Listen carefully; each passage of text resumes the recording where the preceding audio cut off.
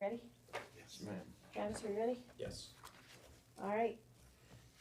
Kenzie, are you ready? Yes, we are good to go. Okay. All right, good morning, everybody. We are back. So we are going to start with our Planning Advisory Commission interviews. We have 2 interviews that we will be going through. The first one, if I can get my fingers to work, is Elizabeth Egan. Hi. Hi. Elizabeth, come on up. Thank you so much for applying. Yeah, of course. Good morning. Good morning. All right. So, Sorry. right? So what we do is we go through a list of questions. Okay, No right or wrong answer. okay, Brevity's appreciated. okay, great. Yes. So we will start, commissioners will each take a turn asking a question. And first, introductions. Pat Tarswell, District 2. Sharon Trask, District 3, Randy Devlin, North Basin. Hi, great. also known as District 1. Yeah. Great. Yeah. All right.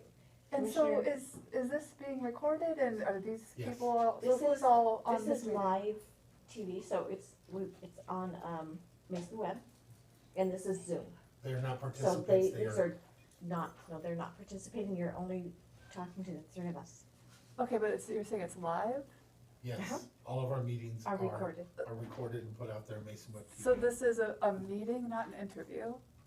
It, well, no, it's Both. it's So both. it's public, We're this in is being public? Yeah, That wasn't communicated to me. I Oh, feel like sorry. that's a little bit more than I anticipated. Okay, So, okay. all right, well, would you like to withdraw or would you like to continue well, we forward? can continue, Because but we I don't wanna think, put you anywhere, it's we- a little awkward we to not can't have meet that.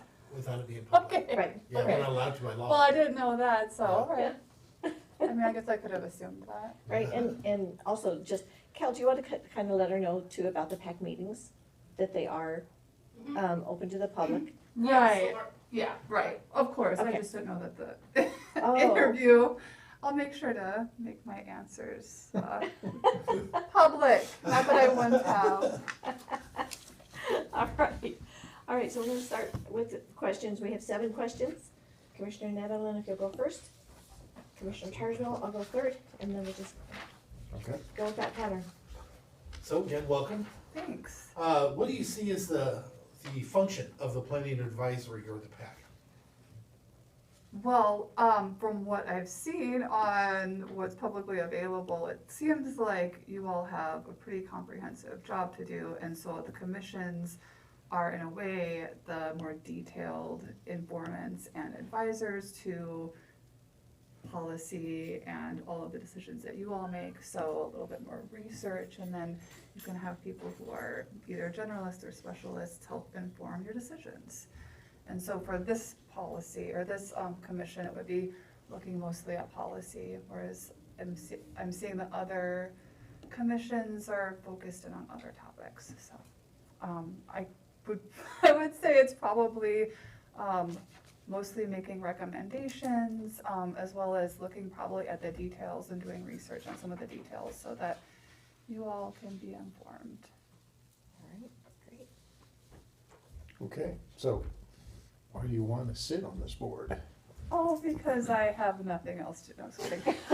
Well, I'm really busy and I do a lot of things, but I also feel like I have a lot of experience doing the kind of work that I think that this would take. I am unfortunately for me a little bit nerdy and detail oriented when it comes to, I would just say like detail oriented about wordsmithing.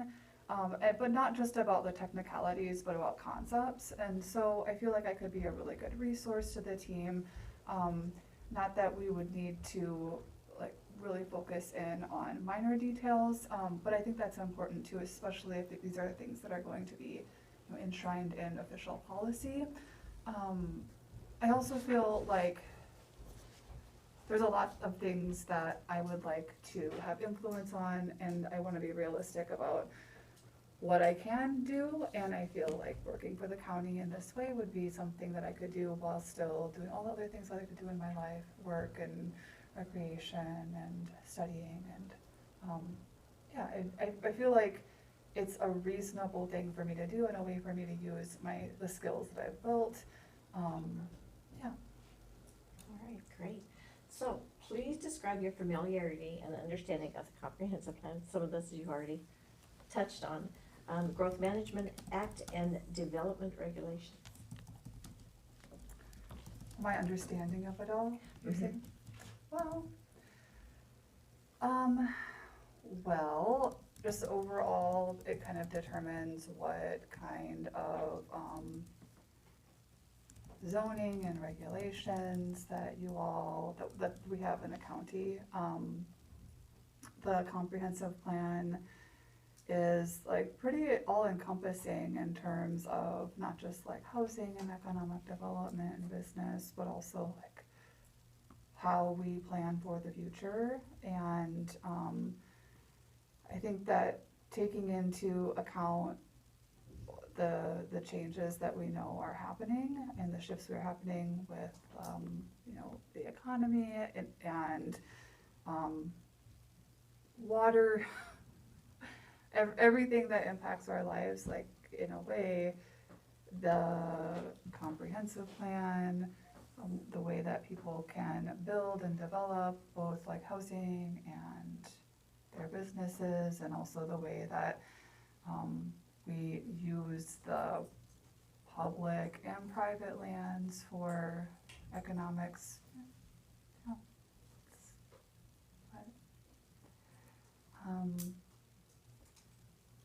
So you said, sorry, I forgot, Growth That's Management okay. Act and Comprehensive Plan, And development regulations. Development Regulations.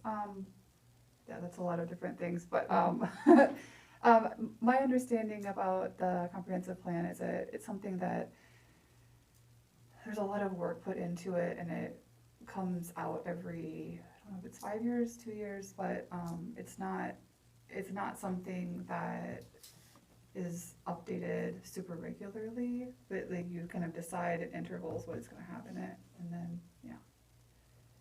So, what is your opinion on rural development? What's my opinion on rural development? Well, almost all of this county is technically rural.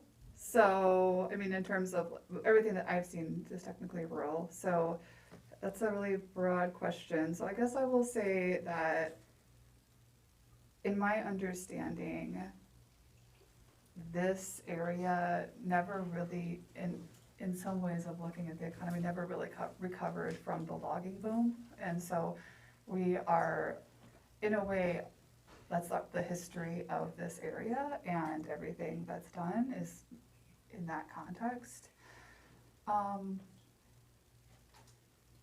I think that being strategic is really important. I think there's a lot of opportunity and creativity that this area could specifically use, and already is using.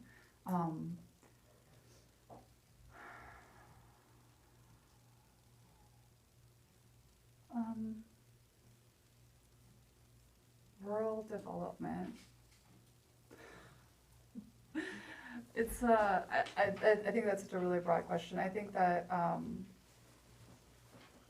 paying attention to what the community is saying is really important. I know that like everywhere in Washington, there's a housing crisis, and just because this is a rural area doesn't mean that we're not impacted. I mean, rents are increasing, cost of living is increasing, so taking care to do that strategically makes a lot of sense. In terms of like rural development, as far as what we're not doing right now, I think that Mason County specifically could really leverage the intact, beautiful forests that we have a little bit more. And I think about 5 or 10, 20 years in the future, And this area could have a reputation of just being one of the very close proximity to urban areas that has an amazing, comparatively amazing recreational resource. And I think that's something that we could, I mean, we already have beautiful trails and recreation, but we could, make this area known for that even more, especially as, you know, there's developmental pressures everywhere else. I just think that would be a really big thing, but that's just one part of development. Sorry about the traffic that's in and out. No, it's okay, it's okay. All right. Well, this one's an easy one, it's not nearly so vague. Do you have any conflict of interest? I don't think so. I know that, there's a push amongst, it's through the Washington State Department of Commerce, I think it's under HCA. They're trying to work with tribal planners to get specifically tribal planners to work together and to have them a little bit more informed on how to plug into county comprehensive planning, because there is a provision that counties should, you know, reach out to tribes, or the tribes, you know, tribes are busy, or like huge governments doing all the same things and have their own planning to work on. But there is a push for, I think it's just more education for tribal planners collectively to plug into comprehensive plans. But that's not really a conflict of interest. That's more like working together within the parts of the government functions that we already have. So it's not a conflict of interest. Meaning that I work for a tribe, that wouldn't be a conflict of interest. Okay. Now, the board, the commission meets, on Zoom, and it is once a month, correct? In person. Not anymore, it's in person. It's in person. Never mind that question. So they meet in person once a month. We do have. Is that doable? On Monday nights, Mhm. yeah. And sometimes more often, depending on how far they are on the comp plan. Yeah. Or other issues that may arise. Right, right. Do you have any questions for us? Yeah, what's the, you just said meeting once a month, but what's the anticipated workload just in general, in terms of everything involved in this, reading things, communicating with each other, hours per month or hours per week? Kel, do you wanna jump in on that one? Sure. Right now, it's it's more busy than normal. And, we are having at least one meeting per month, but sometimes two, every other week. And we get the reading materials out a week in advance or a little bit more than that. And it's probably a good, at least an hour's worth of reading. It depends on, how thoroughly you go through things. Sure. Our staff, she does a really good job on focusing in on, or, asking the commission members what to focus in on. And so it, you could spend more or less time on it, but it is 1 to 2 times per month, and those are 2 to 4 hour meetings. Right now, it's not always that way.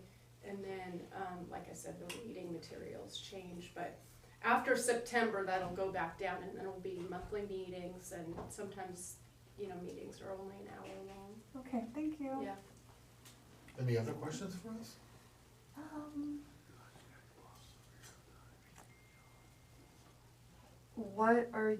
Are there specific, roles, skills that you're looking for at this point to fill the open position or positions? I don't know, there's just one open right now. Is there one or two? There's Two two. positions Yeah. open. Two But positions. for her, cause where she's located, only one, which would be the at-large, because the other one's, from District 1. I like people that, like I said, they do the work, they study and they figure out where their role is, and understanding that sometimes this has nothing to do with your personal opinions as much as it does the law and the regulations. One of the things, I served on it and was the chairman for years, one of the things that I see that people come in with expectations, they have a goal, they wanna influence it through the planning commission, but the law is the law. If you were to change a zone to allow for a racetrack, so to speak, this actually happened. Even if you change the zone to that, you don't have to build a racetrack. They could put an amusement park because the zone is what the zone is. And you can't take it all personal. You can't adjust it for what you think it should be or what you like. You have to stick with law first. So I'm hoping we find somebody that understands that and follows that, because I think it's the most important part of being on the PAC. No, I'd agree. Great. Yeah, my comment would be the ability to try and step back a little bit and look at it in a broader sense, because as you're building a comprehensive plan, we have a lot of engineers who are like focusing really on the really tight zone of the, it's a 20-year plan. You can't, Okay. you have to be able to step back and look at the forest, not the trees, so that's, You're each blade of grass. so that's, Okay. that's my comment. Yeah, thanks. So we have one more person to interview.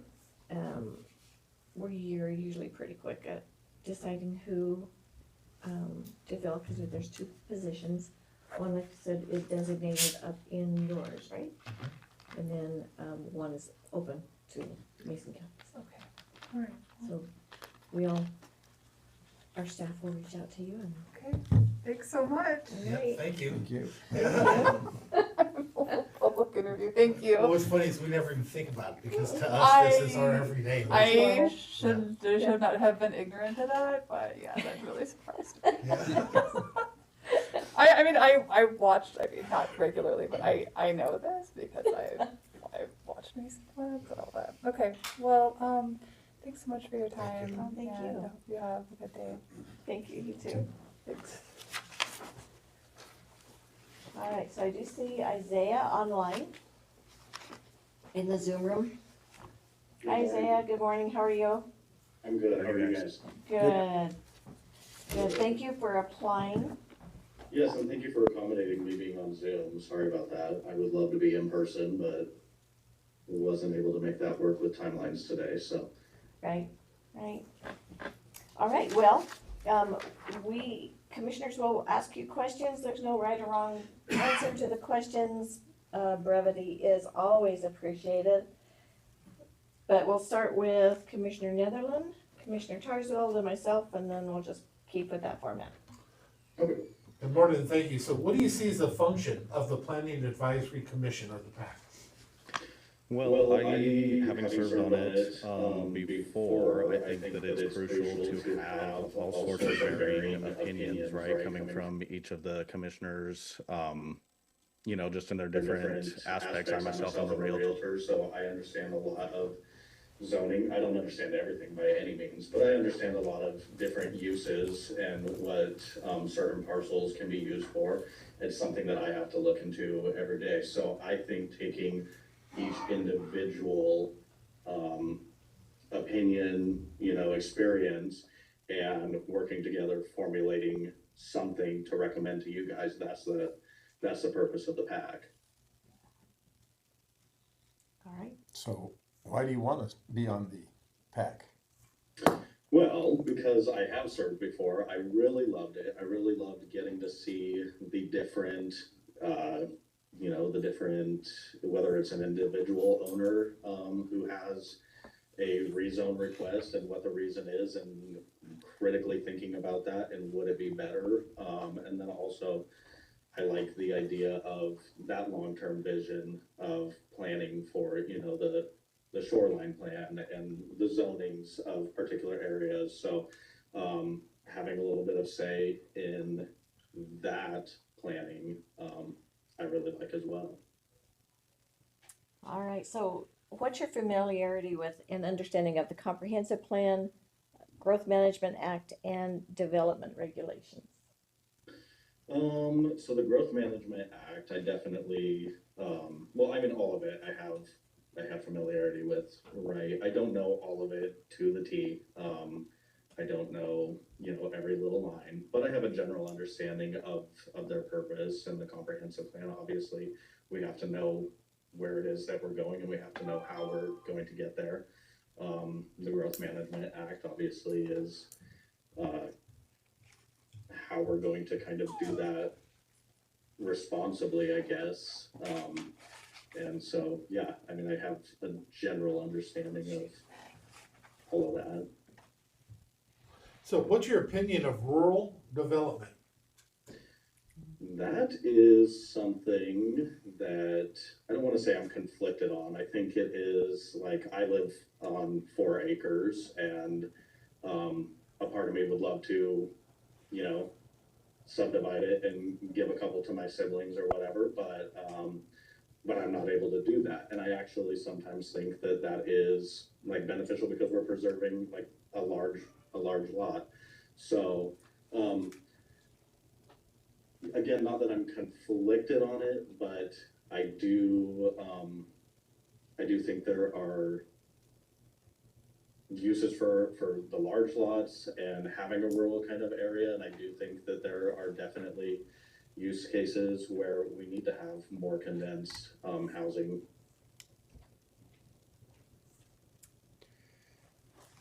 The board meets on the evenings. Currently, I think it's every other Monday. Just about. Just about, okay. Anyway, Every other Monday. yeah, I think that's what they're at right now. They may actually be accelerating that because they're behind the curve on getting the comp plan done, but they do it in person for the most part here, but they also have a Zoom option. We're just finding out.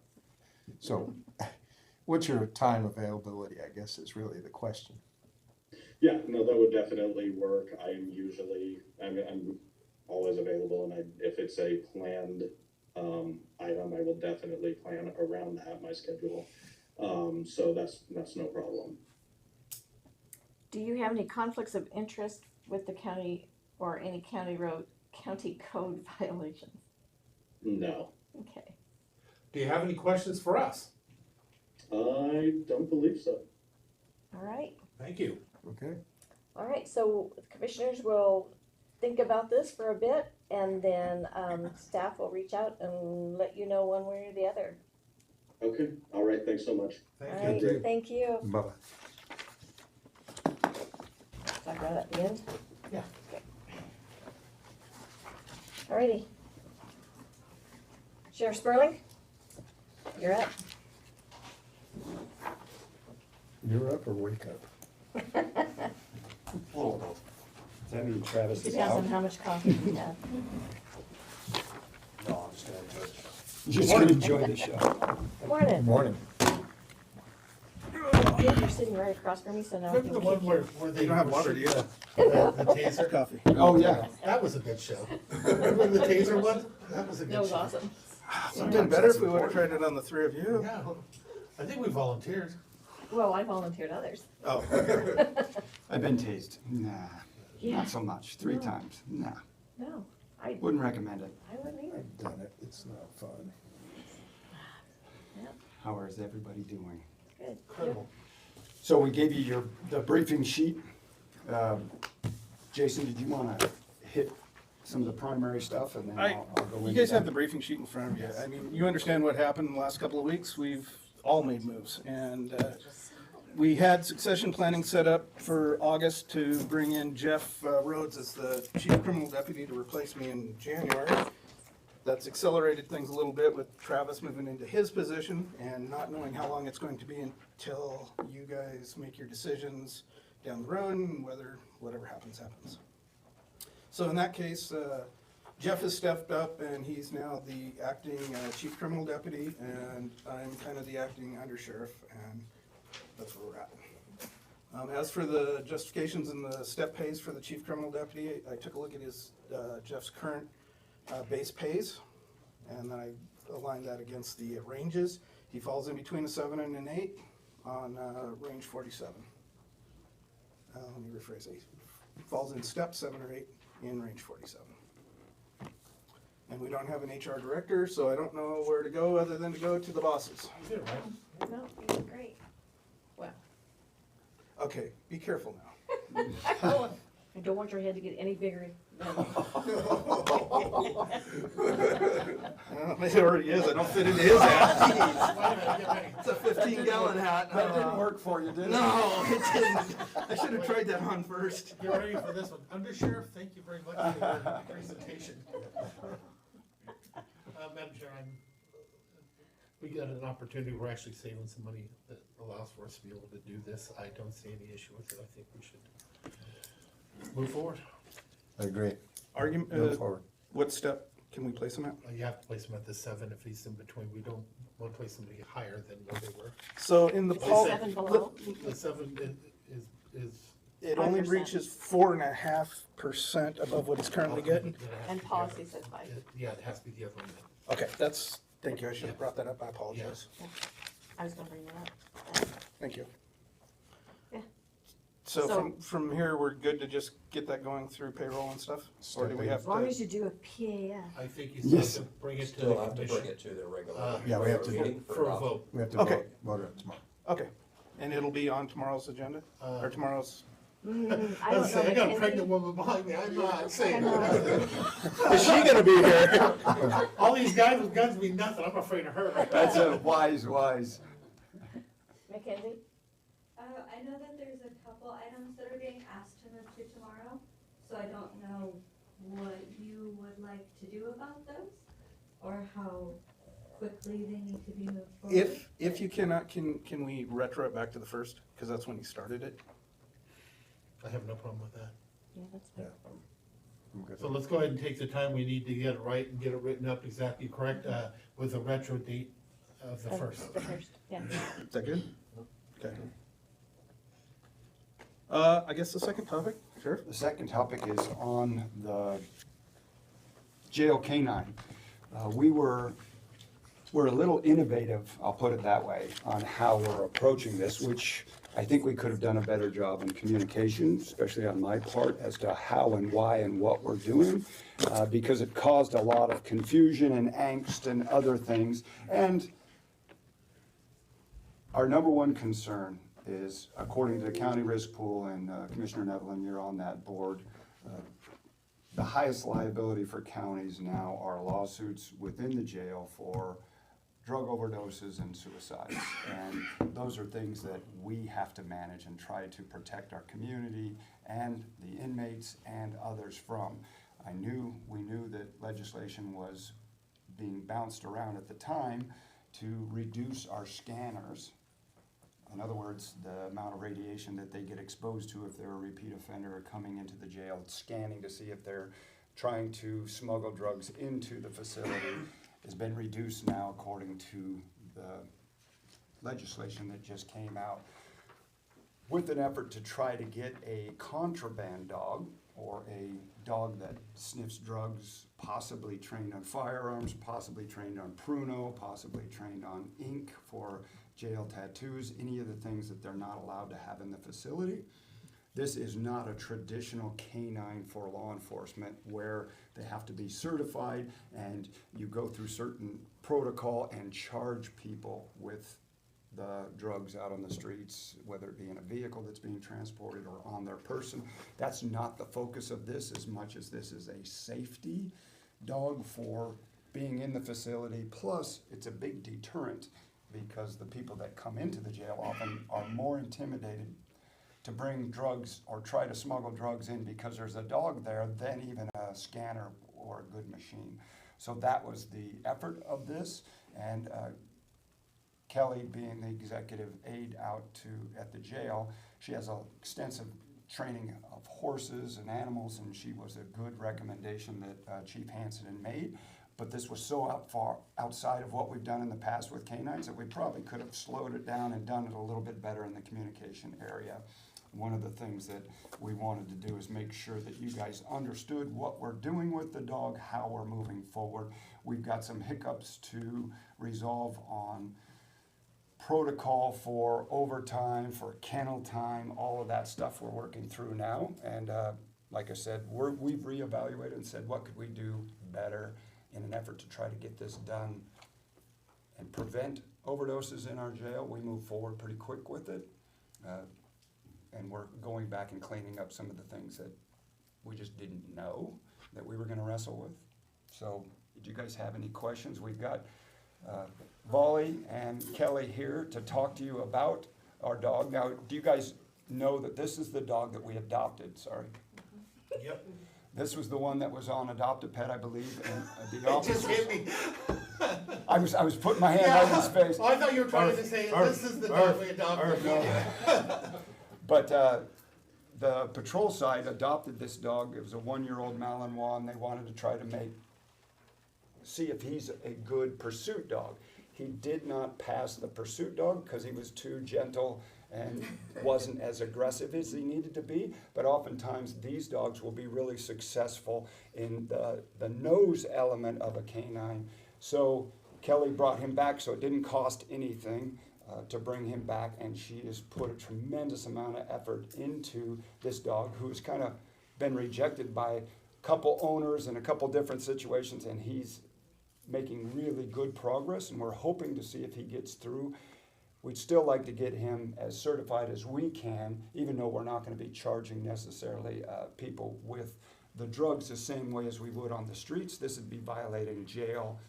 Introducing narcotics into the jail is a different thing than having it out on the streets.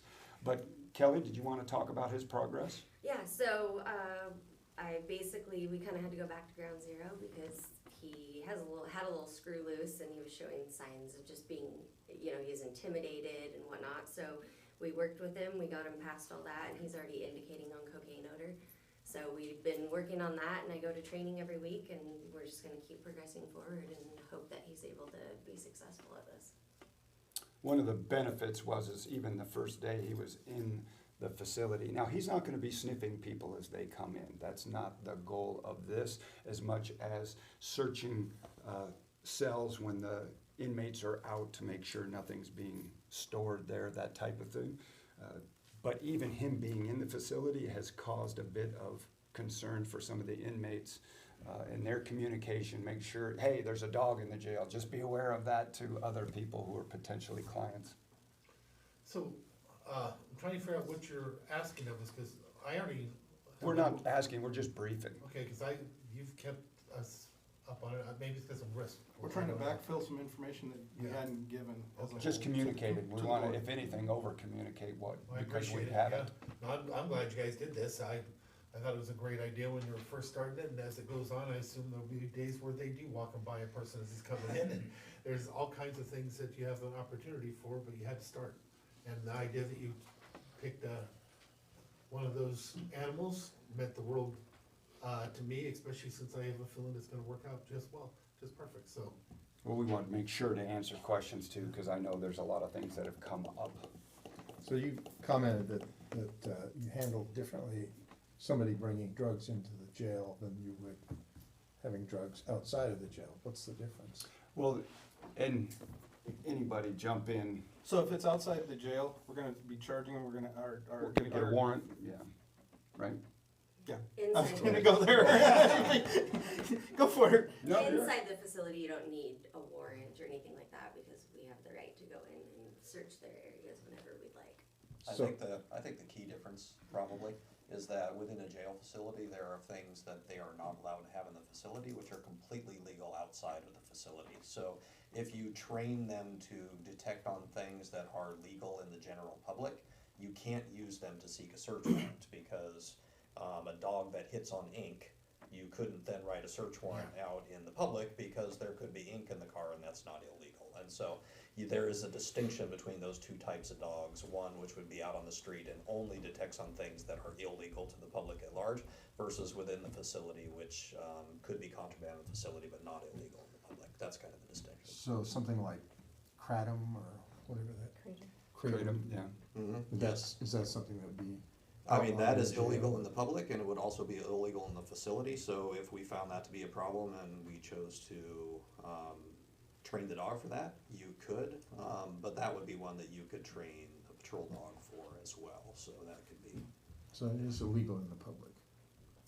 Oh, well, no, I'm sorry, I was thinking of the Russian crocodile stuff, I'm sorry, the kratom, no, absolutely not, that's legal in the public, so therefore you would not train a patrol dog for that. But not necessarily. You could in the jail. But you could in the jail, yes. Because contraband is a whole different ballgame, much like there's different rules for a comfort dog in a law enforcement agency than a pursuit dog. There's gonna be different rules, and not a lot of people have had contraband dogs. It's kind of a newer concept because of the need for it within our facilities. Okay. So I guess my only concerns, and you've heard them all. Risk, definitely. I wanna make sure that Travis and I talked over the job description. The specialty position, not job description so much as a Well, we talked specialty about both. assignment. Yeah, okay. And so I wanna make sure that that's followed, and that we get something, so that, I wanna protect the county. The county's my top priority. Absolutely. And so I wanna protect the county as far as litigation, any risk, make sure that that's all taken care of. Also, budget. I've noticed that there's a lot of overtime. Yep. And so make sure that that's tracked and watched. Any extra costs, what you do in yours, and we've talked about this, what you do in your department is absolutely perfect. It's great, cause it's your department. When it affects the budget, that's when I would like to know, is there gonna be any increases? Love decreases, but any increases, I think we need to know. Absolutely, and that's one thing, like I said, we're evaluating the process and tuning it up as well. One of the beauties that I see in this, that I'm looking forward to, is there's only so many hiding places. So the more you teach them to spot, you're gonna find other things when you find the ink.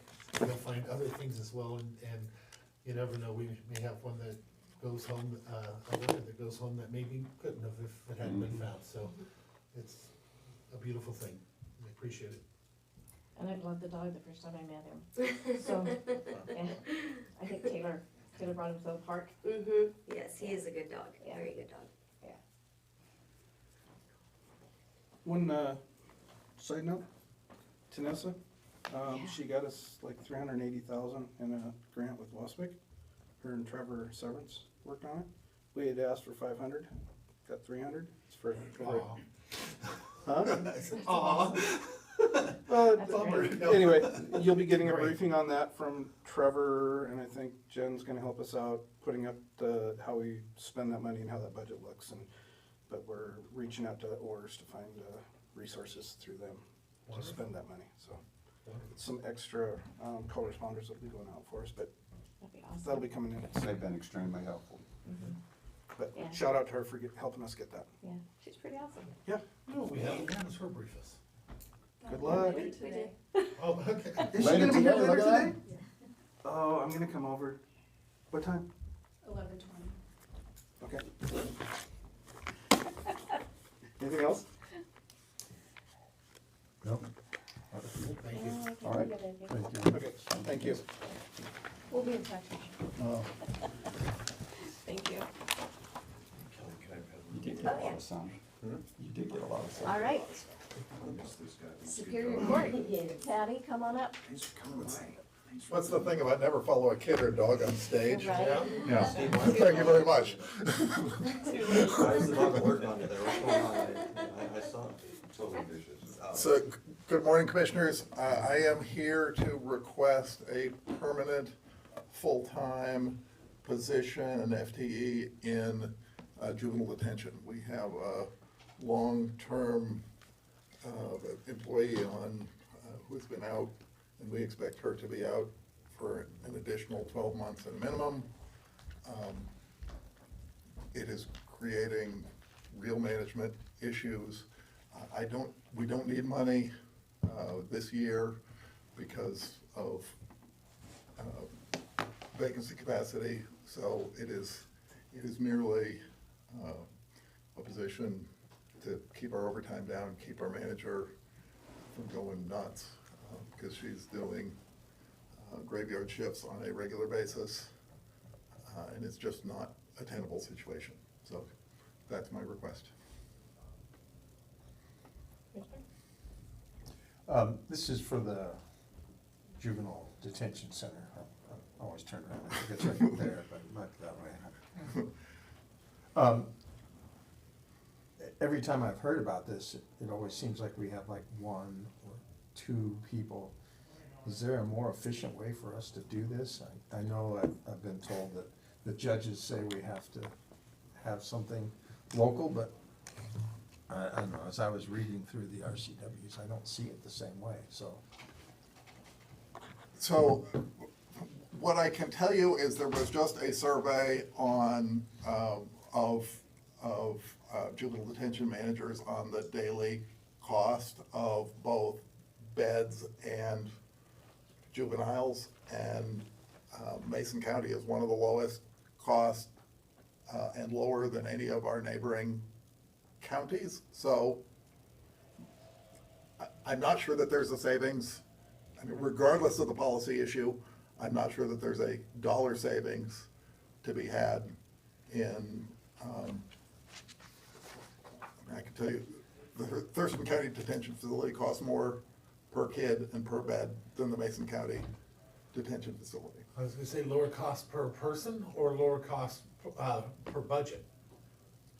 Cause there's a big difference between them. If we hold two but we have a budget of this and this, if we hold, 15, then that changes. So, I mean, the numbers were done two ways. So the budget of the facility divided by the number of beds, so capacity, and then the number, the cost of running the facility divided by the average population.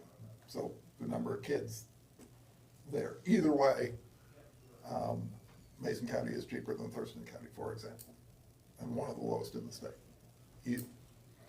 So I have a different question, if I may. I understand where we're going with this, and I understand the issue, but if this was approved come January 1st, I need to make sure that budgets moving forward does not have that as a bow wave. That's, am I making any sense? I know what I'm trying to say, but Yeah, maybe I'll rephrase it. please. No more, I think, I'm understanding, and I have the same feeling that I don't wanna add more employees at this point in time. Right? Is that what you're saying, James? Our budget, not sure where it's gonna go, and so not adding another body, another FTE, I would not mind, having somebody as a temporary position. And I know that those are hard to fill. However, the budget is my main concern. And so and adding another FTE at this point, I struggle with that one.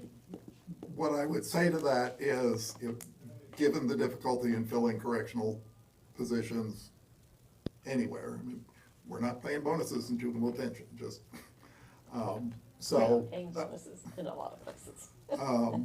But, I think it is going to be nearly impossible to fill this position as a temporary position. What I can do is say that in 2026, we can submit this with $0 associated with it and make up the difference through vacancies elsewhere. The person on leave is getting L&I pay, and so 85% of her pay is coming back to the county. We can make that work. Anytime you take a deep breath, I'm I was like, saying, what's he gonna say? yeah, I appreciate the answer, but didn't like it. Because I'm not saying no, that's not what I'm saying. I'm just trying to find the right way with this. I understand that you have a capacity issue that you need to have filled. I understand that. And without it, it's an issue. I would say it this way, if the other commissioners went along with it, I want to let you know that I have absolutely full intention of having a position removed in that budget. If there was several positions and one created coming time for budget cuts, that would be absolutely, I have a hard time seeing that there for the next year. At least one of the positions. That's, I don't know if I communicated, trying really hard to stay within the bounds of what we're supposed to do here, but. Understand. Yeah, you need to understand where I'm at on it. If they do decide to create it that way, I would expect that, it can't be there in the next budget, or else, even if it's unfunded. I've been around long enough to when that term is used unfunded, that means that the next year or halfway through it gets funded. It gets filled, and that's what I'm always afraid of. So just understand on how I would look at it. I can't speak for the rest of them, but I would definitely, cannot see a budget coming with an expansion for the next year. In my perspective, we need 9 full-time detention officers and juvenile detention. This would be the 10th. But, 1 is on long-term leave and 8 is a burden. I mean, that's just the situation we're in. And so, I am looking for a solution here, and, and I don't think a non-permanent position is going to solve that problem, because I don't think we're gonna be able to hire somebody. I understand that one. So, That's why I'm saying it the way I'm saying it, but, And let's hope I'm making and I clear guess to you I if mean- they even decide to go with it, cause they may not, but if they did. and the other thing I would say is, you've never heard that from me, in my 6 years with the county of, this isn't gonna cost you anything, and then, oh, by the way, it is gonna cost you something. So,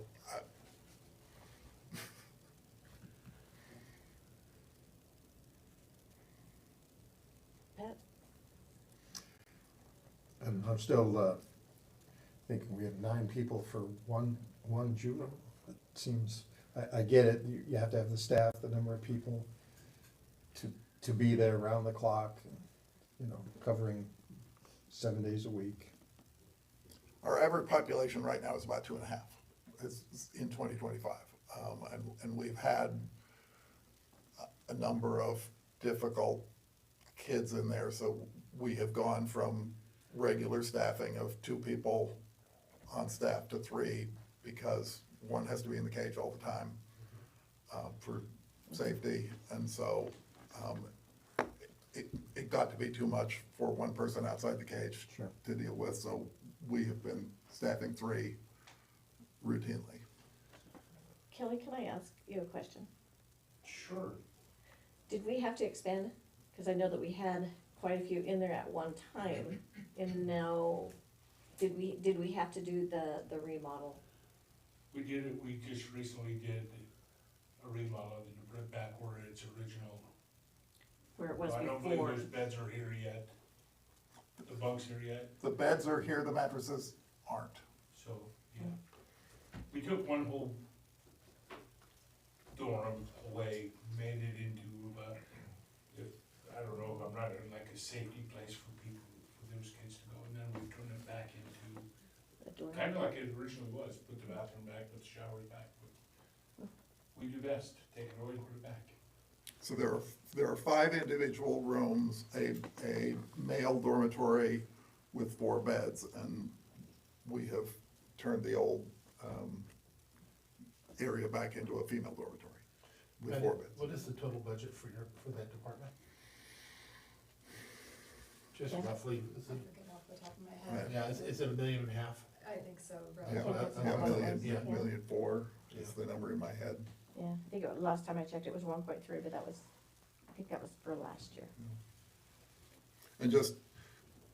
And Jen asked me about this, the cost for this position, assuming a July 1 hire, is $43,000 for the rest of the year at a step 3 hire. So you're telling me that, I'm sorry, but Patty, that cost per person per day cannot be the lowest in the state. It's not, it is among, I mean, it is not the very lowest. But it is cheaper than our neighbors in any direction. I think I made myself clear as mud. Clear as mud. Yeah. Yeah. I could support having somebody for the rest of the year, but not making it a permanent position. If I could try some, would you consider it a permanent position with the idea that it disappears at the end of the year? Can you put that in the budget notes? Well, what if we, put it as a permanent position with, the intent that your FTE count drops by 1 next year, and that At the way we can beginning of it. advertise it as a permanent? Yes, Yeah. that's what I'm thinking. Yeah, I could do that. works for everyone. So you're maintaining the FTEs as 9 is what I'm. Yes, that's what we're trying to get at. I mean, the challenge is, it's my understanding that the employee at issue is, that's at least another 12-month situation, not a 6-month situation, and Before you know the outcome. I recommend you don't snatch defeat out of the jaws of victory and then reapproach us at budget time. That's Okay. my recommendation. But, again, I'm just one person.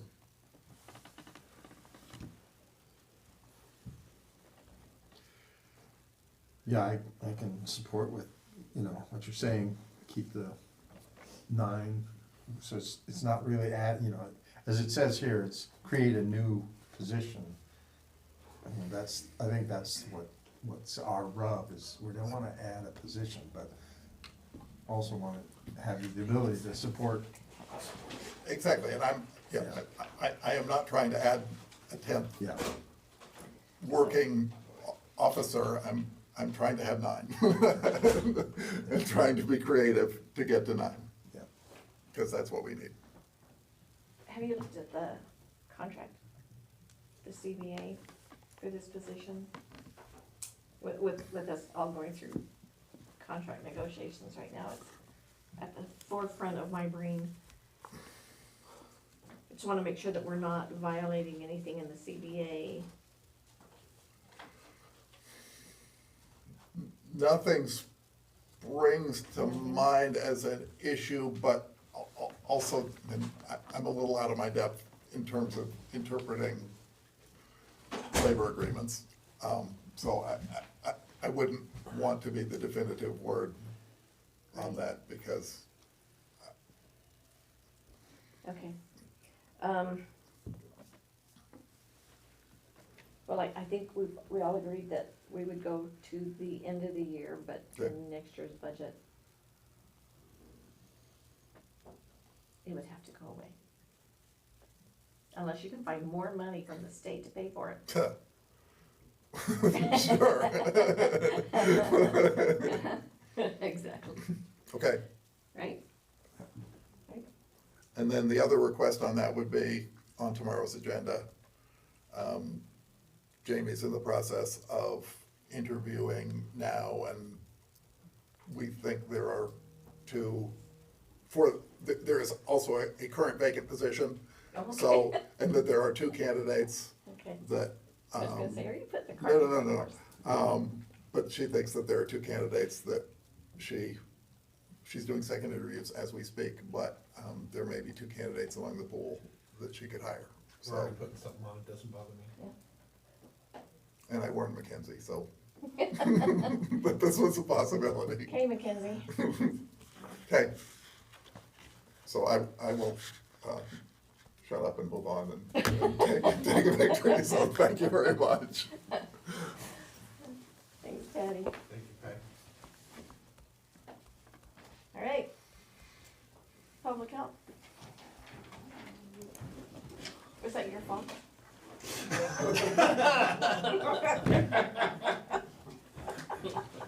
Shock collars all around. Fourth and Fifth Amendments are great. I'm just gonna Little get hot shots violator now. jar where you put money in. Is that it? Did your phone go off earlier? And he goes, And I got the stink eye, Oh, see, he got more money if it happened this way. I left mine in the other room. Okay, call me later. I'll talk to you. Okay, so we have one item on the agenda, and that's Melissa. I will let her take it from here. Okay, so commissioners, I have for you homeless response system funding recommendations. I feel for Paddy. It's a hard year. How do you maintain services with less money? That's exactly what we were up against this year. I think our funding came out to be 18% less than it was over the last 2 years. And we also had a lot more competition. So we received, we did a competitive request for proposal process, open widely. We share that with current providers, other providers in the local community, as well as others in neighboring counties who provide the same services. We received 8 applications from 8 different organizations for a total of 18 projects. And some of them were for the same projects. So the Housing and Behavioral Health Advisory Board spent a good week and a half, was it? I'm looking at Commissioner Carswell because he's on that board. But they spent a good week and a half reviewing the applications, scoring them. And these are the recommendations that you see here. One thing that I would like to know is that there was also a reserve that was set to hold back some funding, $310,000 for emergency shelter for single adults. As you know, we don't currently have one. Our previous provider went away. So having that in place for later in the year to be able to do another request for proposal, should we have some type of plan for emergency shelter, especially before winter time, we'll have the funding available for that. It says on the briefing agenda request 99,000, and the reason for that is the Commerce's budget wasn't final when we set these. And there was actually a little bit more funding that had to go specifically for eviction prevention. And in order to offset that difference and not reduce the amount that all of the programs were funded, we wanted to honor those amounts. We took that from the reserve. However, there is going to be local funds that can make that back to 310,000. I got a question, and maybe Commissioner can answer. Turning Point, do we also give them money for rapid rehousing? They have their own contract separate from the county. We don't fund them for that. Could they? Because I'm just thinking, you know, they're so good with their money still yet. It just, the idea of having a conversation about maybe them expanding some of their services if they're willing to. When something's effective, you ride it like a pony. Yeah, at this time, at this point in time, I would say not right. Okay. But thank you. Any other questions? Do you want to share your I was experience? gonna say, I would love to. You know, it was very competitive. There's a lot of people that wanted this, you know, there's not as much money out there, and so people were coming from out of the woodwork looking for more money. And so it was a limited number of funds for more people. And so it was, I think the staff did an excellent job of putting together a way of scoring the system. Could use a little tweaking. Sure. We discussed that, you know, ways to make it better, but we tried to take as balanced approach and treat everybody exactly the same way. And then the ones who got the best score got the money. It was a pretty straightforward method of evaluating. And try and treat everybody exactly the same way. Just to clarify, the bottom line, reserve for single adult emergency shelter should be $300K? Yes, but we put the 99 here just because out of this fund source, that's an accurate number, but total would be 310. That's in a reserve. Where's the other coming from? Likely from other local sources, so we might have to take a look at 2060, which it is an allowable use of that. But we also have inflationary funds, which is in the amount of $183,000 that we did not. It has to be distributed a little bit differently than these other funds were. That would also be another fund source that we could pull from. We had like 250,000 in the budget that was set aside for reserve, and we actually increased that reserve because it's gonna be a problem. And we want to take care of that before winter. The reason why I'm asking is because one thing I've learned being a commissioner, the first thing you have to do to be able to expend the money or to help anyone is there has to be a pocket to put it in. And if there's no pocket, so if I know what there is, I can start to talk to a few and see if we find a pocket. somebody willing to do it, that can And a do it, that's building. insured, that's, you know, it's hard. It is. It is. So we will, if there aren't any other questions or, objections, then we'll go ahead and start working with agencies. We will have to have conversation with them around what their actual final budgets are gonna look We just like. need to go action agenda. That's part of this is, Yeah. it would be, so if you want this to move to the action agenda, we will delay a little bit our process of being able to develop the contracts. But that's the commission's choice. If you want to approve these funding recommendations before we start developing contracts and bring those contracts to you it would be the end of June. Okay, but you're not talking about funding it until we see the contracts. Correct. Just agreeing to the framework. Right, so then if So we're we- agreeing to it, we don't have to have it on the action agenda tomorrow, is what I'm trying to get at. Yeah, I Right? would agree with you. We're Okay. just saying that Mhm. we support this and we're giving you a nod Yes. to move forward. Basically saying, But each contract we looked at. Yes, you're they okay with will. these They will, numbers, build the absolutely. contracts, bring the contracts back. Yeah, those will be, we will target having those signed by, it's gonna be a very quick turnaround time, but they're all effective July 1st, so we're gonna really work hard to get them done this month. Okay. Okay, thank you, that's all I have. Last week was a challenging week. Don't use the letters that you use with me. Just kidding. You were very, very professional. We had a very challenging week last week on funding, and it goes on into this week. So we have to have, for foundational public health services money, we have to have our proposals in. Across the state, we've got to come up with another $4 million worth of cuts. And the problem we're having is who gets the cuts and how much. And in some ways, one of the proposals was those who underspent, who were frugal with their money and turned money back in, are getting penalized in the next, they would take that and then that much again the next year, so we get it like a double whammy. I thought you were gonna say it the other way around and say bullshit. They don't reward you for that. I am the chair of the Washington Executive Leadership Committee for all the administrators.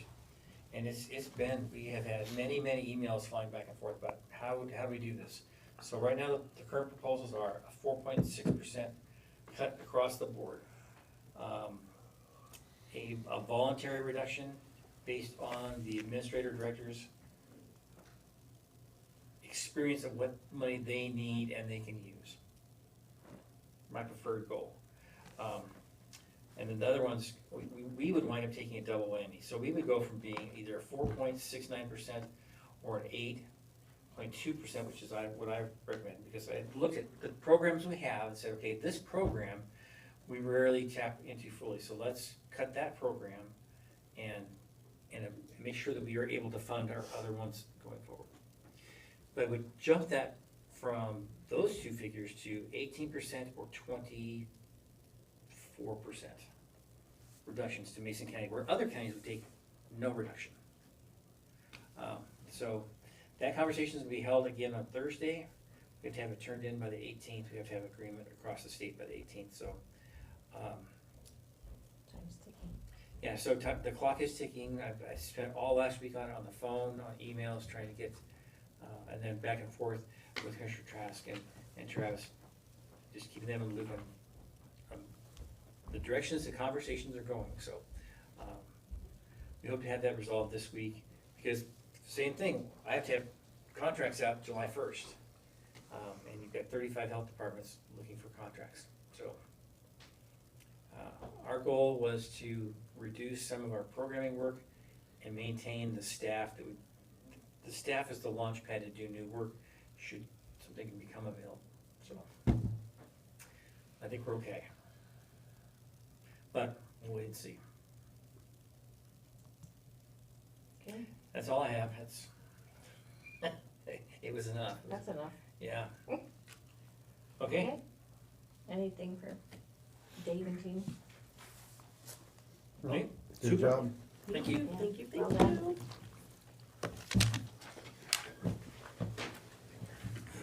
Hopefully I get this off tomorrow.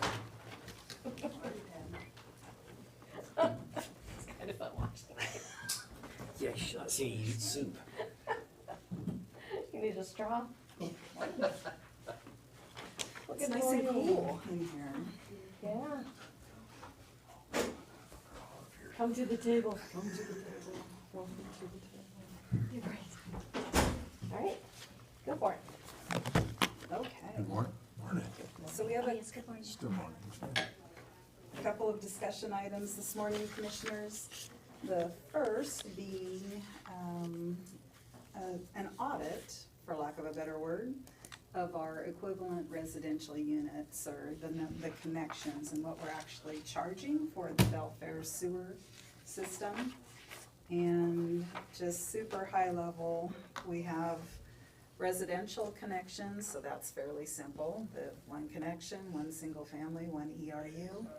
But on the commercial, we based that originally on what the occupancy was. And so if you had an apartment, for example, or a gas station, there's typicals about what type of ERU that equates to. So recently, Stephanie and her team reached out to Belfair Water District and received the actual water consumption rates, and then that gives us a more specific, more accurate picture, basically, of what is actually being generated and then sent back for the sewer system. So hats off and a big thanks to the Belfair Water District for sharing and providing that information, and for Stephanie and her team to be able to match that all up with our current customers. And so what you see before you is the results of that assessment. And we're recommending some adjustments based on what we actually see and know for water. And then also Steph has some recommendations about going forward, like how frequently we should perform this type of evaluation, and then reconcile and adjust rates based on that. So, sorry, that's kind of the quick and dirty, but Steph can absolutely provide any details and answer any questions you may have. And then we also have a recommendation on how much lead time to provide customers. So folks that their ERU is going down, they're probably like, yes, no lead time, do it today. And then there may be other customers that say, wow, this is going to have some impact on how I do my business, and I need some time to adjust. And so we want to make sure that we've got the right amount of lead time in communicating and making that rate change. So those are the things that we want to talk about this morning. And just real quick, so we're doing our utility workshop tomorrow. How does this affect that? So it would be a net increase of 54. I budgeted in 25 in all of the assumptions. There are going to be a couple that I wasn't, we've just got some assumptions that we built in. Okay. So Sorry. it's all good. So if you like, commissioners, Stephanie can provide a little more detail, or we can jump right into any questions that you may have about the information provided.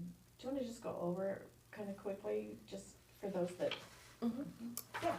So I had made a PowerPoint presentation, so I'll just go through that really quickly. So exactly what Loretta said, we just did a quick review with Belfair Water District.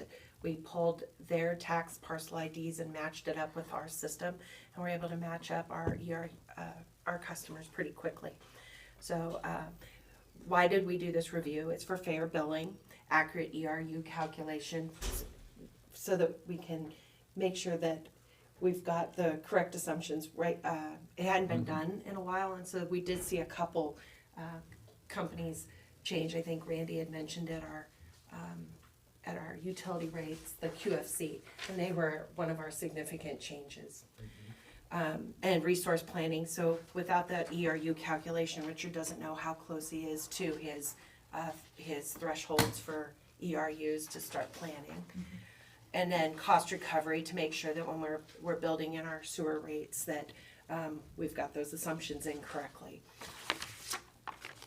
So We looked at Belfair sewer customers. We broke them into 6 different categories. Single-family residents, we looked at medium-density residential, multifamily residential, commercial, mixed-use, and public facility. Public facility are gonna be the government agencies. But we really only looked at the ERU changes for commercial. The rest of them are already in code. Single-family residence is 1 ERU, and the multifamily residence is the 0.7. So we just looked at commercial. Per Mason County Code, residential ERUs are based on annual water consumption with a standard rate of 200 gallons per day, or 7,564 cubic feet of water a year.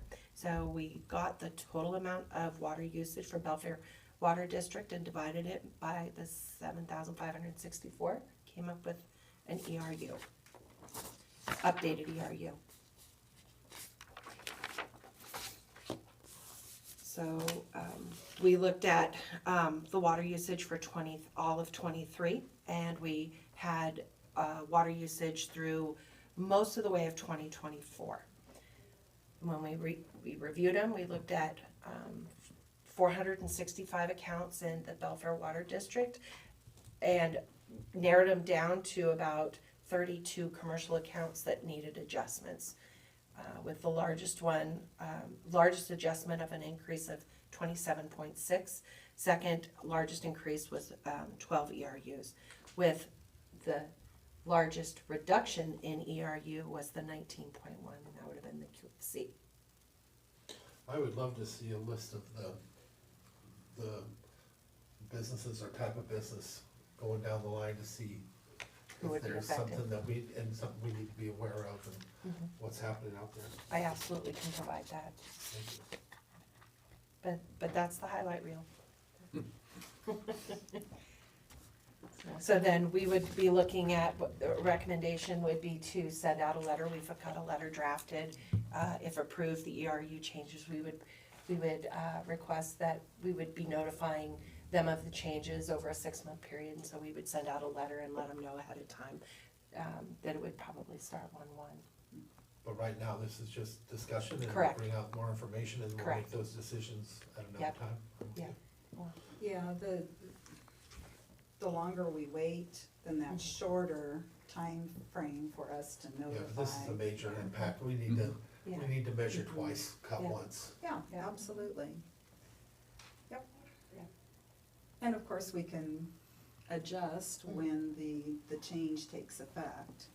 So, again, Well, I'd that's rather- part of what we want I'd to. rather measure twice, cut once and do it when we have to. Yeah, Yeah. yeah, that would be our preference as well. Yeah.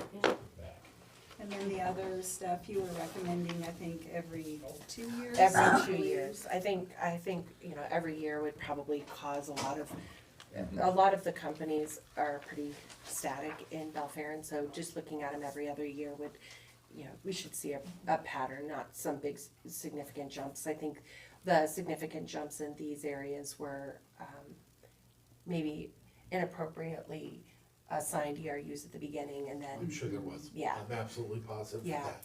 yeah. Especially when it was done, they didn't use formulas like they would have, and Yeah. some of it was just the last one got a 1, which I noticed on there. That's why I'd like to see what the businesses are, see what happened, see if there's been a big shift there. Yeah. If you don't mind, I'd also, when we started all this, before I was ever a commissioner, this was started, but when I got here, the rates and the amount per gallon that was allowed in our competing areas, because it is competition, was completely different than what it is now. Can you get me an updated gallon per ERU for our competitors out there in the? For water and wastewater? More wastewater. Okay. Yeah, I'm not worried about the water. I think we're on track with everything we've been doing on the water. Easy enough. Yeah, so just the wastewater, and just for that one area, because that's the only one that has that competition. The other ones don't have that competition. Okay, no problem. I love that you're reaching out and getting actual data to make your decisions. It's not emotion, it's data, so I like that. Yeah, the other thing that happens on a more regular basis, and this is hats off to the SmartGov team, that as a change in use occurs for businesses in the area, were notified, so that too can trigger a change in the ERU. If you're going from just a little home office, for example, to something that has a higher water consumption rate. Well, and this is a bad example for now, because we don't have it, we did. We used to have people that would make the concrete blocks. You can have a lot of water coming in, but it'll go back out. Yeah. So there's a reality that comes with that. Yeah. Yep. You know, and that's why I said having things lined up so we can at least see what they are. Sure. Absolutely. and I think some of them were choice. also, office space changes. I think Yes. we had, you know, places that maybe there were only 3 businesses. I grew up in Belfair, so I knew when it was Thriftway, Ben Franklin, Yeah. the pharmacy, and seeing how that building has changed over time. Well, even this small one's, the little Yeah. one right there, I think they're back down, but they had like 5 different businesses in that one little house, for a while, and Yeah. then I think they're down to a couple now, but Yep. you can imagine, each one had staff, each one had bathrooms, each one, Yeah. well, they had one shared bathroom for a couple of them, but some of them had their own. Yeah. Yeah, no, I'm aware of all, that's why I Yeah. say it Yeah. makes a difference than how you would do that, because, I guess you can keep going by the building, but Yeah. there's different customers. Yeah. Yeah, the other odd anomaly that I'd like to point out, so while doing the same audit, there were some single-family residences that had unusually high water consumption. And that could be just simply from the number of folks living there. I was gonna say, I know of a Yeah. couple of them, Yeah. and I know that some of them Yeah. have had as many as a dozen people living in Yeah. them, and again, that's a different department, we need to have there's no provision, it's odd right now, there's no provision for how many people can be in a place, it's just how many bedrooms you have. That's what your septic is set up with and stuff like that all the way through. There's some things that are not built to have 20 people Yeah. on a 2-bedroom septic, but it does happen. Yep, and so that's something that Richard's team and with help from finance as well, go out and take a look at. Sometimes it's a whole separate connection that we didn't even know was occurring. Or they tied it. Yeah. See, just thinking Or it outside could the be box. just in the home itself, Yeah. Just just the thinking- number of And occupants. just thinking outside the box, maybe we have a discussion on a parameter, anything above this is registered as commercial. You know, if you have so many gallons, I wanna it's, bring Kel into that Yeah. conversation as Yeah. well. Yeah. but it's just something to think, cause some of those things, no matter what, you're having a boarding house if you get to so many and you are having a business. There's other things they may do, just something to think about, cause it isn't exactly fair, to everybody else.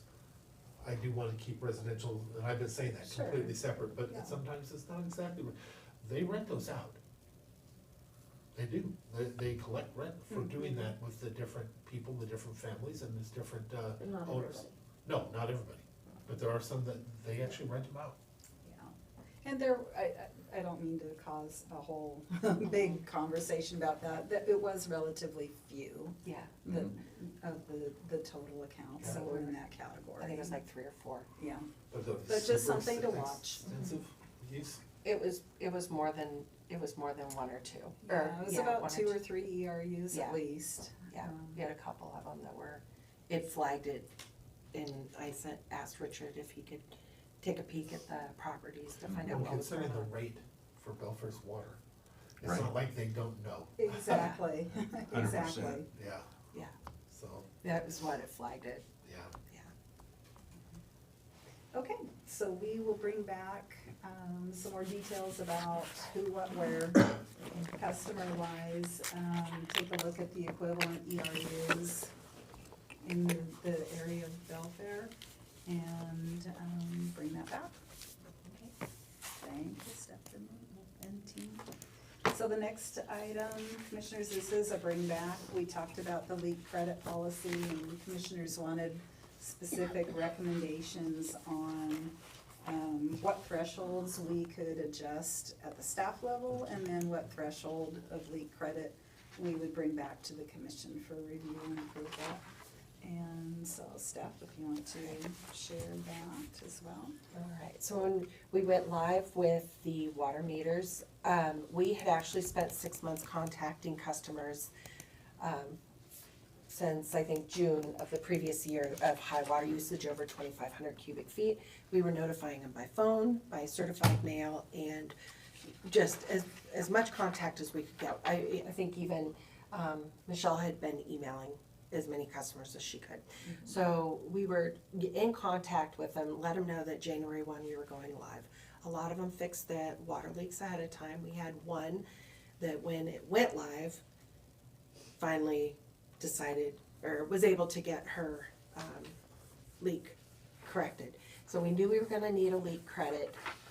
We knew we were gonna need to have something in place for leak credits for customers similar to other water districts where the incentive to get it outweighed just paying the bill. And so we had one customer, and I think we're up to about 6 or 7 now, where we flagged them with high usage. They go out and hire a plumber or get whatever leak was done. They submit their receipt, either from a plumber or the receipt that they fixed it themselves. We see the high water usage receipting, and can we offer them a credit instead of as an incentive to get those water leaks fixed. And so staff looked at what would be needed to maintain our operations and keep the board apprised on those high water leaks. And so reviewing it, we thought Richard reviewing and saying any water leaks under 10,000 cubic feet, he would be able to approve it's a significant amount. It's not a dollar amount, but it's a usage. For operations, he would be able to approve those, but anything over the 4 times standard would flag us to bring it to the board to review. I'd like to make one recommendation to consider, and I do like it, I like the numbers that you picked in order to do that. I've seen historically that sometimes when a big explosion type thing happens and it affects her life, there's a long-term effect with other parts of the pipes, and it may happen again. Perhaps maybe some kind of exclusion or special exemption that over the 10,000 mark, that maybe they could be considered on a recommendation basis from the manager, within 2 years or a year and a half. Just because of that one, if it's that big of an impact, it's probably not. How much, I'm trying to think how much the guy was hit with. It was like 30,000 or some crazy number like that. Are you It was in talking if Belfair. there was I'm sorry, making sure I understand. If, for example, we had a burst in our main line, our transmission line? On theirs. That then. They had such a big one. He had a big one. It was nothing to do with him. It just happened. He was renting out the property on Lincoln. And it was huge. So we paid this thing, and he got an exemption from it. It was like a year and a half later, another catastrophic one happened, and it was like 20,000-30,000. And there's no way to get it exempted. It wasn't by us, it was Belfair. There was no way to get it exempted. It would be nice if that was a possibility. The commission decided, but only by recommendation. You'd know, if something major happened, you know it was gonna devastate them and take away their livelihood. So a word change from the every 3 years to, or? A specific for only over, because other than that, they'll have to eat it. If it was a big, giant catastrophe, that could literally lose, they had no say on it. Right, something we Okay. could bring to you to Yeah. review and Yeah, just for review, at your recommendation. say, these were the circumstances of this. And I'm not this is saying to what do it, but if happened. we do it exactly in It's up those to you, verbiage, there is right. no opportunity, That's fine. because we can't violate policy. Yeah. That's all I'm asking, is to Okay. consider that. Yeah, I know I had pipes freeze and I went and fixed it. oh, yeah. And then, just a little while later, another one sprang a leak, same pipe. 100%, sure. And then a little, I just kept fixing. I finally cut the pipe off. Threw the Yeah. whole thing away. Replace the whole unit. Right. And replaced yeah. the whole thing, but Yes. I went through fixing 4 leaks before. It's like, oh, this is stupid. Yeah, just digging the sucker up. All right, this one happened to run up over Oh. my garage. Oh, even worse. Yeah. It was- Would you guys be okay with that type of consideration? I'm not asking for okay on it, just for them to go forward and put something together for us to look at? Yeah, that's, Yeah, I'd like to see that before. Yeah. Me too. All right, one more round. 3's a charm on this one, All right. right? Maybe. Maybe. Actually, it's well done, I appreciate it. I would have gone with it just like it is, but I do know that did happen. It was a real life story. Oh, yeah. And if we can avoid that or have some other way to do it. They had no option, and the water department had no option because they had policy. Sure, Right? okay. All right, I think that is it on that business. And we have a couple of items that we'll bring forward also. So we've been on a utility roll. What else do we have, Steph? Coming down the pipeway, Yeah. utility rates. Well, yeah. Tomorrow, right? Yeah, we've got our workshop tomorrow for round 2 on utility rates. And,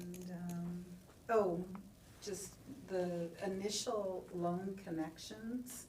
So we have only about $8,000 outstanding for the original Get Connected loans. So that's been great progress. That's a long 3 or way 4. ways to come, yeah. 3 or 4 more loans. Yep, yeah, so that's really good news. And I don't know, it seems like something else, Steph, that. I don't recall. We do. I know, I go, like for the loans, I know, 2 of them will be paid off in July. So we'll be down to just 1 or 2. Mhm. That's awesome. Yeah. That is fantastic.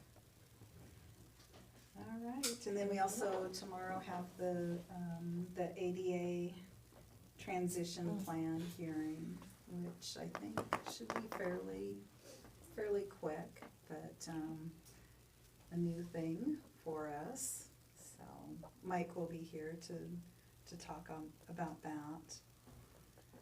And meanwhile, we're paving. Paving. Yes. Yeah. Exactly. They're applying the glass grid today out on Old Olympic Highway. So that's been a new technique for this contractor, and they've been getting it figured out, and it's going along well. So we're excited to see that final end product.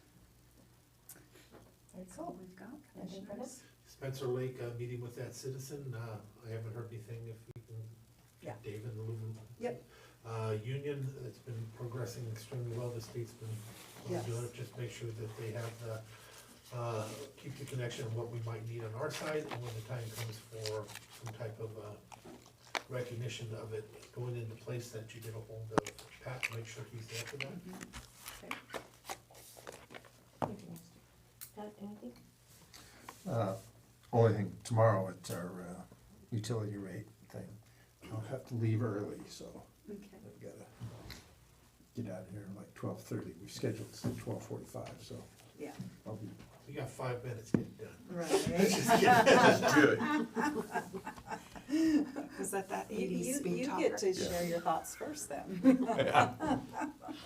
Perfect. All right. Couple of things. No. Couple things. One, we got a big thank you to the city of Shelton for helping us out. The wastewater department had an issue with some pumps at the Lakeland pump station, which are fairly new. And it was Memorial Day weekend, and so trying to get help was really difficult, really. But we called the city of Shelton. They picked up on right away and dropped what they were doing, came out and pulled pumps with us, and it was wonderful.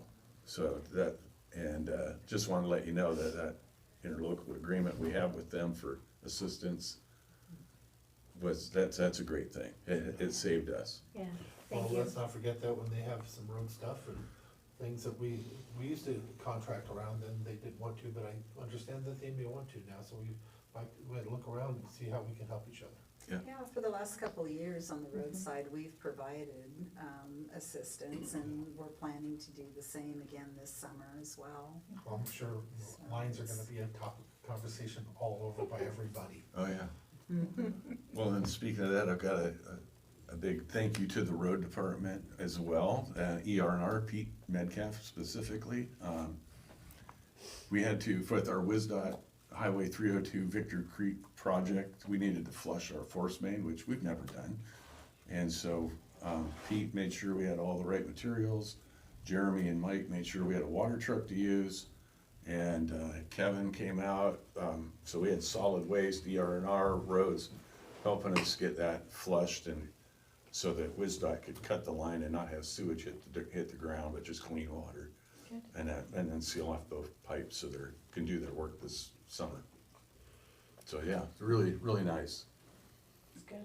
Yeah, I always watch the city council meetings, and they brought up the ILAs and wanted to, so I wanted to make sure that we showed them our appreciation as well, because they are very appreciative of the work that, or the assistance they get from Mason County, so thank you guys so much. Yeah, no, it's a lifesaver. Yeah, good, good. Okay, All right, There you go. thank you. carry on. All right, Travis. All right, Mackenzie. Good. I'm coming. All right. Wow, you sounded just like Mark. Yeah. I watched him do it a few times, so I took the cue.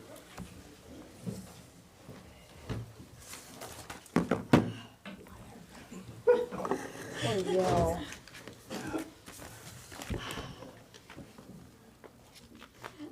So the only item I have today is a letter of support from the Economic Development Council. They are pursuing funding from the USDA to support farmers and ranchers in the county in order to expand their direct-to-consumer market opportunities. If you have any questions, I might not be able to answer them, but I could get you the answer. No, I think it's a great idea. I'm supportive. I'm support. Before we leave this though, I'd like to take this opportunity to bring something up. I think you were supportive in the past, see if you still are. I think it's time that we get together and actually put together that ag committee, that the Farm Bureau had talked about. And Wanted that for years. I've got a straw dog that was put together in another county. I'll have it presented and I'll get it to him, and perhaps we can look at that and how to put that together and establish it in Mason County for them. Yeah? Yeah. Sounds good. Okay. Well, that was quick. Jennifer's gonna be just as quick on the, no, Yeah. budget preparation guidelines. Well, maybe.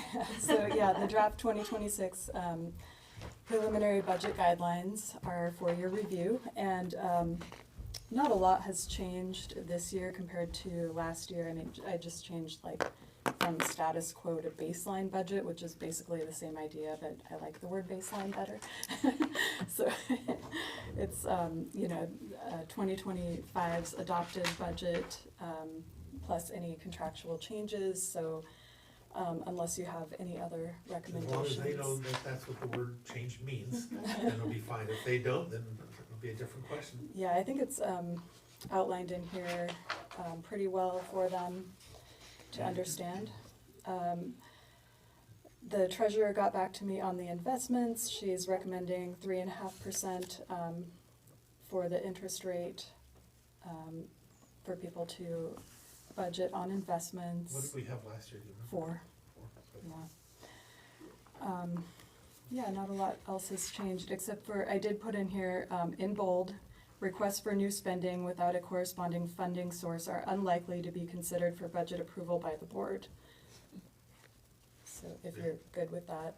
You can put it in red and bold it. Italicized. Flashing lights. Yeah. Okay. Road department just left, we got some cheap ones that go on at night now. And while we're talking about budget, I would like to recommend that we change on the briefing agenda request form. On the budget impact, I think we should change the wording to associated cost / budget impact, because I think there's some confusion as to what budget impact means. I like that. No, because they both matter. And, I love it. yeah. Okay, when I see NA and I know there's associated costs, it kind of makes me cringe. Okay, so if you're good with the budget guidelines, I did date them for June 24th, so if you wanna, if you think of anything else that you want changed, we do have next week's briefing as well, that we can make any changes. Yes. Just making sure. I got that. Okay. Good. So next is the draft 2026 budget rates for internal cost allocations, information technology, unemployment, and motor pool. And normally we would have SAO charges, state auditor's office charges in there as well, but I included them in the internal cost allocations this year. I ran it both ways, and it's pretty close. The SAO charges are typically distributed by budget, and in the internal cost allocation, they're distributed by actual expenditures by fund and department. And so, in theory, it should be pretty close, and it was. It's more accurate to do it by actual cost, and it's less work this way to include it in the internal cost allocation. So we would need to, for 2 years, increase the budget in non-departmental. We have 140,000 budgeted for SAO charges. I think our typical cost is about 100,000. So we would need to increase that just slightly, so for those 2 years, but we would recoup that cost from then on out. So, So we kind of done it in the past, it's always a little bit backwards, but it gets it done. I'm comfortable with that. okay. Besides that, you never know what tomorrow's gonna bring us. Yeah, I mean, I don't know why we didn't do this earlier, why I didn't consolidate over the last few years, but there's always room for improvement, I guess. So you can see the budget, under the budget impact, the internal cost allocations receivable is going up slightly in 2026. The IT rates are going up by 30,000 over 2025's rate. We've kept it flat at about 1.3 million over the last few years. 2026 rate does include the manager position in there, and I put it at, I think it was range 46, step 1. So just for your information, it is in there. If I take it out, it would lower the rate a little bit, but we are anticipating using some of our existing cash, possibly in 2026. So if you want more information on that, I can send you the detailed rate. The unemployment rate is just $200 per FTE. Elected officials are excluded from that, and so as our FTE count increases, the rate goes up. Motor pool rates actually decrease this year slightly, assuming that I did an okay estimate on our new purchases. And as we're buying new vehicles, we're now receiving a larger credit for the vehicles that we're turning in. So we're seeing That's working out pretty well, like they promised? Yeah, that is working out really well. The thing that I am really harping on departments about is, we need to treat our motor pool like the FTE count, because we no longer have cheap vehicles. So I'm trying to avoid fleet creep and having our fleet grow. So working with departments on that, and Kelly and the sheriff's office have been good about working with me on that. So because it's our whip, right? So if you want any more explanation on any of the rates, let me know. Okay, the only other thing, and it's not on the agenda, is the public hearing date for Island Lake LMD needs to go to July 22nd from July 8th. I was looking at a conflicting RCW on, I thought we only needed 15 days, we need 30, and so July 22nd will put us there. It is So. what it is, thank you for finding that. Yeah. That's why we're looking at these closely. And the sheriff was right, we did do one in 22, 23 for Spencer Lake, but it was a reestablishment of one that had already existed, and they only last 10 to 15 years, depending on how they're done. Yeah, we did, or we're recommending 15 years on this one. I think 10 goes by pretty darn quick. So yeah, 15 seems a little more. And that's what they asked for, right? Yeah, 15. Yeah, the weeds aren't going away. And Island Lake is reestablishing one that existed in the past. Yes, this is their third time. Yeah. So if you don't have any more questions, Tanessa is next on our list. It's about time, we've been waiting for you. They asked about you earlier, and we said you're coming today. Yeah, well, I don't know where to begin. A lot's happened since. Well, the new undersheriff already gave us some of the good news, so. That's why they showed up, they actually here for you. They're here to support you, that's why they came back. That's not a joke, they said they were gonna come back to support you as a thank you. Not Jen, you. Well, then we could start with the sheriff's office.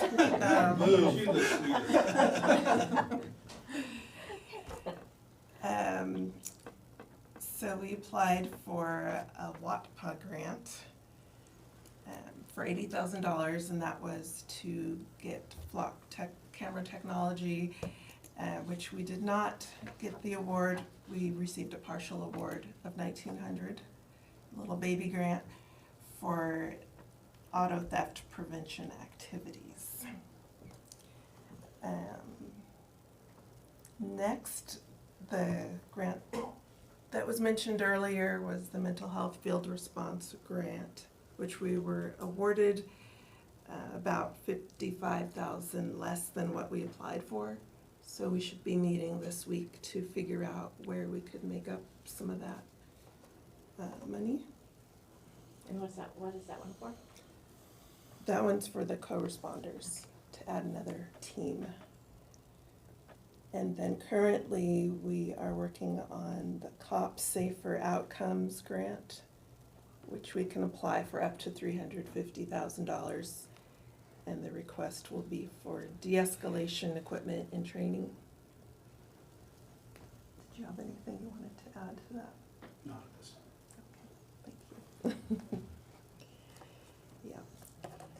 So we do need to revise that budget for the co-responders by this Friday. Okay. And then you just submit that to Commerce, or through what that? Then the other grants updates, we received funding for the Mason Lake LMD for their plan for invasive aquatic vegetation. We did not get the Clean Buildings Performance Grant. I think one of the challenges is the courthouse, and we need to,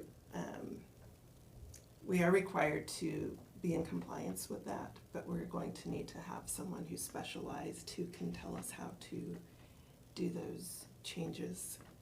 And this was for Tier 2 buildings, which included the courthouse, the jail, and Building 10.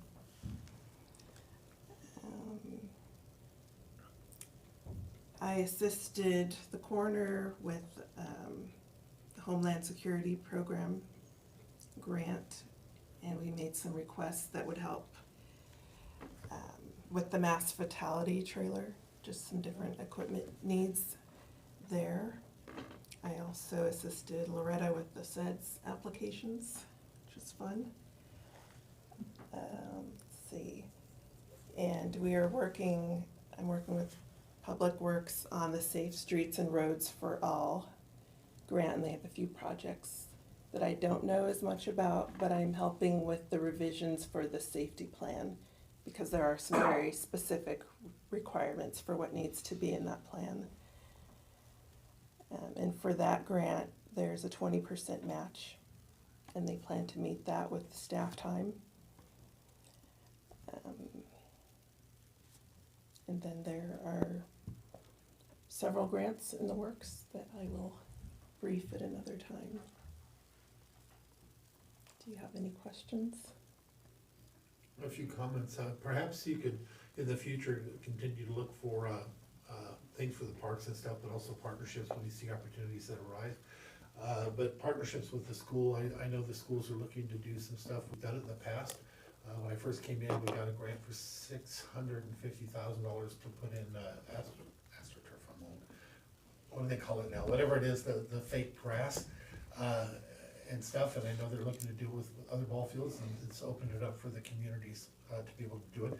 I know the ports, are looking at things, the Port of Allen is looking at a park down in Belfair, which is our urban growth area that we should look at.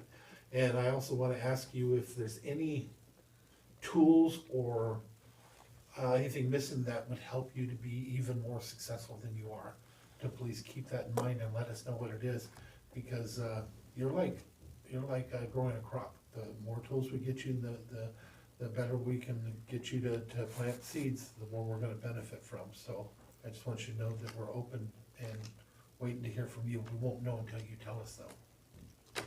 Okay. I do have two more things I just thought of. We should be getting an update on that request we made for the Mason Lake project. They will be, the subcommittees are doing their vetting process, and we should have an update this Friday on the status of that. Oh, that's cool. And what was the other thing? Oh, I attended a grant training with Washington Commerce, and I was able to meet a lot of the organizations in the community and do some networking. And one of the questions that came up was if my role is supposed to support the community and what that looks like. And you're mentioning the partnerships, just what the extent of that collaboration would be. I know back in the day that your role did, it supported anybody, everybody that came in, but it was more like the person that was there was always looking for opportunities. And they would see an opportunity and then they would reach out or something like that. It created a lot of different connections overall, but again, that's just my personal opinion. It's up to everybody else on whether we do partnerships like that, but I've always found it good. Because we can go after things that other ones cannot. I just wanna make sure that you're not overconsumed, cause you're critical, and just this sheet alone shows the value that you have. And so however we can help you be a part of the community, if you have any ideas, I would absolutely be open to listening to those. You're also on the grant board, I forget what it's called, but do you wanna tell them about that? I don't think that they really know. I'm involved with the Puget Sound Grant Writers Association. I'm currently the co-president. Yeah, so there's a lot of professional development and networking within that, but definitely a lot of learning. See, God, Mason County is awesome. We have some very talented people, so great, that's awesome. There may be some other grants and stuff with the committees and groups that we belong to, which I hadn't thought about it that way, but Hood Canal Coordinating Council, we've been getting a few grants here and there, but maybe there are a lot more that we could go after for doing different things.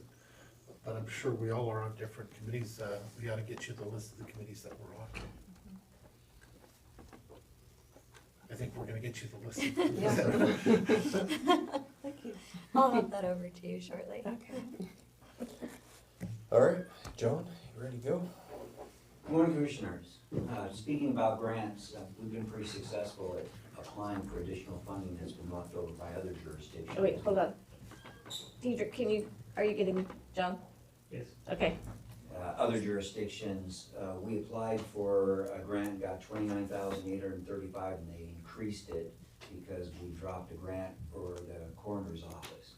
So they've increased that, which is what I brought to you today, because there's a short turnaround time, which is the additional $10,375 for the coroner's grant. And the turnaround time is it's gotta be signed and back into the state by the 12th. So that's why I'm asking that you approve it today and review it today and approve it tomorrow if possible, so that we can get it in time and get that money to the coroner so they can spend it by the end of the grant cycle, which is July 31st. These Homeland Security grants are moving fast. I mean, whatever money's available, we've been really successful because we've had projects that we went out to our partners, asked if they had those projects developed and sitting in a drawer, and as soon as money comes available, we submit those projects. And we've been exceptionally successful at getting those approved. and moving them along, but again, the turnaround time is rather short. Those feds. I'm supportive of, always a lot more supportive of money coming in than money going out. Commissioner? Yeah, I'm supportive. I do have one question though, as I was reading through this. I noticed you have gaps identified. Mason County Sheriff's Office deputies currently have no capability to locate, investigate, or recover items at water depth beyond 100 feet.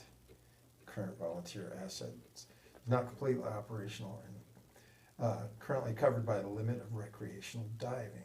Well, since I'm a recreational diver, my limits are 132 feet, so just thought you might want to correct that. I'll look at that, sir, absolutely. Just that's the limit of recreational diving. Got it. Yeah, I think it's great. So you want this on the agenda for tomorrow? Yes, ma'am, if possible. Mackenzie? I did give her a heads up last week that it was coming, so it's not. She appreciates that. Yeah. Okay. That's all I have. And last but not least, Best for last, huh? best for last. That's Of right. course. So, as you know, as everybody's asking for money and more employees, I also am asking for a seasonal, since the seasonal I had is left. I still have one on FMLA. Not sure when that's going to come back. I think you could go around and look outside, look at the grass, look at your flower beds, they look amazing right now. But if I don't have that person, I'm not gonna have that. So I'm just looking to fill that, a 5-month stint. Budget impact is like 17,000, that's really low, that's lower because it's only 5 months, so we don't have to pay for the benefit package. And this is already on the books? Or new? This is already on the books, I've already got the approval for this. The other one is left, like 3 months left of that 5 months. I'm looking to go another 5, but I would do whatever I could do just to help the guys out. I mean, building 10 alone is taking up a lot of time. We got 10, 11, 12, 13 now. There's all brand new buildings that we have to maintain. Commissioners? I'm in support. I also would like to put that on, if I could. I mean, it's no big deal if I can't, but if I could get that on, I could post it. You know what I just heard him say? He just said he's gonna feed you. Absolutely, it's for lunch. Yeah, I heard that. Only proteins. Yeah. Yeah, only proteins. My All I know is goodness. everybody else checked ahead, Kelly. Did you get pre-approval from? We Kelly? talked, I showed her the briefing page. Are you talking the budget? Or- Yeah. Either one. Yeah. Oh, And then I got one other kudos to give out there. I see that Eric's on, and we had a big old sewer backup problem at Building 10 this week, and I couldn't have done it without the city. The city came down, the city ran their cameras, the city helped us out, and very much kudos to the city. I'm so glad to have them in my back pocket, if that's what you want to call. It's a phone call away, and I know we're there for them too, but definitely want to thank the city sewer crew out there for giving us a hand. Eric, on behalf of the county, make sure that your folks know. yep, rock stars everywhere. That's all I have. Great. Anything else? That's all we had. The Planning Advisory Commission applicants. I was gonna touch on that one too. Alright, so, commissioners, do you feel comfortable making a decision on the, I do. that? We only had one applicant from North Basin, so I think we should make that one North Basin. Which I would have supported anyway. I was very impressed. Yeah, me too. Yeah, Yeah? I agree. Yeah. And then for the other position, I like the I group like that they had say already that. served on it before. yes, Yeah, I think that experience is gonna be Yeah. very useful in what they're trying to do. They've got a long ways to go and a short time to get there. eastbound and down. They need as much help as possible. Would you want to put it on tomorrow's? Well, we have to reach out to them first to make sure that they still wanna do it. but if they do, I would say, oh, I would assume that both that you I would would like to move assume- forward with are still good to go. yes, I would assume so too, but I wanna just make sure that. Okay. But yeah. that's- So are you gonna call them? Mackenzie's gonna call them? I'll have one of my staff call them. If you want special things, you gotta bring hot dogs or. All right, and so tomorrow we do have our regular meeting and then the utility workshop. Also wanted to let you guys know that I did write an email to the Forest Practices Board. Every now and then I get, because I'm on the Timber Caucus chair, I get urgent requests to send emails to different agencies about decisions that they are making that either have a positive or a negative, more likely a negative effect on Mason County. So I did write an email to them with my concerns about, it is called the it's NP, so there's no fish in the streams, but they wanted to increase the buffer on it. And so, I humbly requested them not to and just remain at the status quo. Yeah, we run into that buffer issue all the time. Yeah, they wanted to increase it by a lot, and it's a non-fish bearing stream, so. In Belfair, when they did the road widening, one of the things that slowed them up is they had to put 2 culverts underneath in one area. And, cause there's a stream that comes through, kinda. And each one of those at the time, and this was a lot of years ago, cost $850,000 per culvert. One of them is just for the stream. If you've ever been where the chamber is, where they have the licensing, there is some rocks that come down. That is runoff that comes from a artesian well up on the top that has a little drop off like a dam. But it could possibly hold salmon someday. So that's why they mandated that the state agency put in that $850,000 culvert. But again, it is a pipe that comes out, letting water out of an artesian well that's overflow, that comes down through a drop off and then goes down into that rocks on the side. Non-perennial is what they're calling these, yeah. They put whatever name they want on it. No fish. I think That's all. Yes. it's PP, but no. Okay. It moved, that scared me. My Haunted. necklace. Haunted. Like, oh. Yes, yes. Anything else? Nope. Not that I can think of. We adjourn. Second.